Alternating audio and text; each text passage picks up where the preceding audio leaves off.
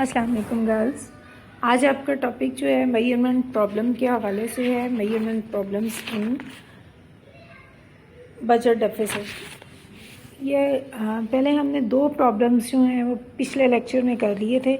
Inflation and capital assets हमारा ये problem discuss हो चुके हैं। आज जो हमारे पास प्रॉब्लम है जिसको हमने डिस्कस करना है वो हमारा है अनकाउंटेड लाइबिलिटीज़।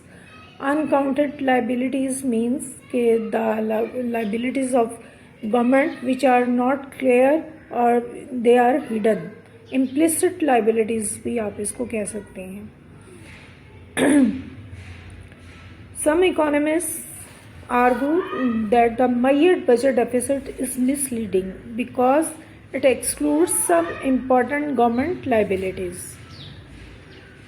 ये कौन सी लाइबिलिटीज़ हैं जो कि हमारी इसमें काउंट नहीं होती, मेजर्ड डेफिसिट में इंक्लूड नहीं होती, जैसे just like pension of the government servants. Consider the pension of government workers. These workers provide labour services to the government today but part of their compensation is deferred to the future. In essence, these workers are providing a loan to the government. Their future pension benefit represents a government liability, not very different from government debt.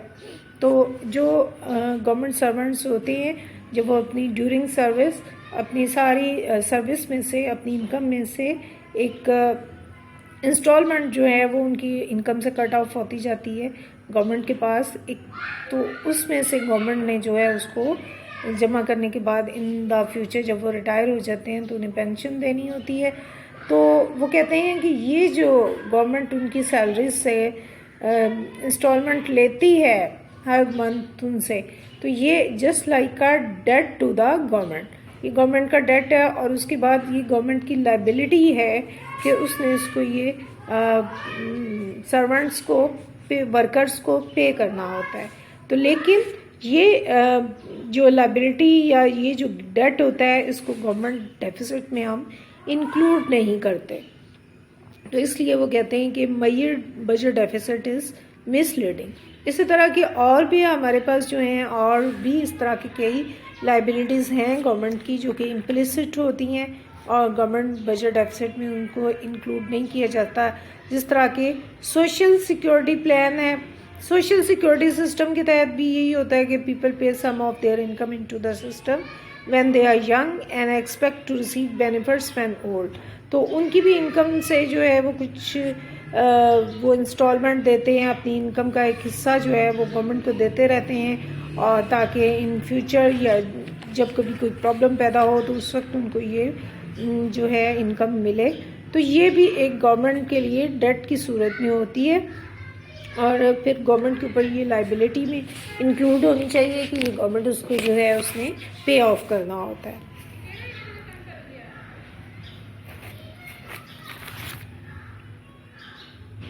इसी तरह से एक और example है हमारे पास government की liabilities की जिसको हम कंटीजेंट लाइबिलिटी का नाम देते हैं। particularly difficult form of government liability to measure is the contingent liability. Contingent liability से मुराद ये the liability that is due only if a specified event occurs.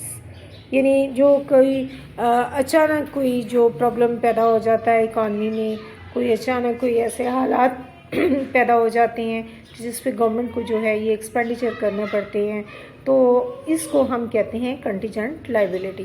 Contingent liability की एग्जांपल में एक जो है वो बहुत अच्छी हमारे पास एग्जांपल है कि फॉर एग्जांपल स्टूडेंट लोन इसकी एक बेस्ट एग्जांपल है कि for example the government guarantees many form of private credit such as a government student loan for low and moderate income families and deposit in bank and savings and loan institutions. Government जो है वो students को loan देती है। If the borrowers repays the loan the government pay nothing, but if the borrowers default the government makes the repayment. तो अगर वो default हो जाते हैं स्टूडेंट्स या कोई और जिसको गवर्नमेंट देती है क्रेडिट, तो वो अगर डिफ़ॉल्ट हो जाते हैं तो फिर गवर्नमेंट इसको पे करती है। तो इस वक्त गवर्नमेंट की ये जो एक्सपेंडिचर है, ये गवर्नमेंट की जो ये लाइबिलिटी है, इसको बजट डेफिसिट में रिफ्लेक्ट नहीं किया जाता। This are not reflected in the budget deficit, although this is the liability of the government. Next जो प्रॉब्लम है in the measurement of budget deficit, business cycle. Business cycle जब कोई होता है इकॉनमी में, आपको पता है बिजनेस साइकिल के 4 फेजेस होते हैं।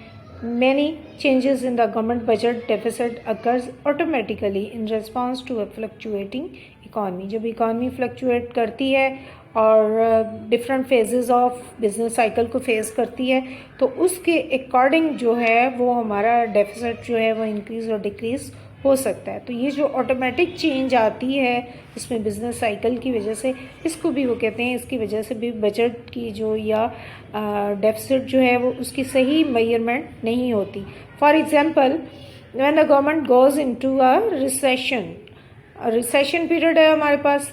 इन रिसेशन पीरियड में क्या होता है, इनकम फॉल्स, सो पीपल पे less in personal income tax fall होता है, तो फिर गवर्नमेंट रेवेन्यूज़ फॉल हो जाती हैं। Many people become eligible for government assistant such as welfare and unemployment insurance, so government spending rises even without any changes in the law governing taxation and spending, the budget deficit increases.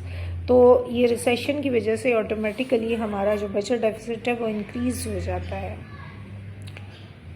Although this automatic changes in the deficit are not errors in the measurement। अब ये measurement की problem ऐसा तो नहीं है कि कोई error है उसकी मेजरमेंट में, बल्कि ये जो है because the government truly borrows more when a recession depress tax revenue and boost government spending, but these changes do make it more difficult to use the deficit to monitor changes in fiscal policy। इस problem की एक solution जो है वो हो सकती है, the government solution क्या है, the government should calculate a cyclically adjusted budget deficit. Sometimes this budget cyclically adjusted budget deficit is called the full employment budget deficit.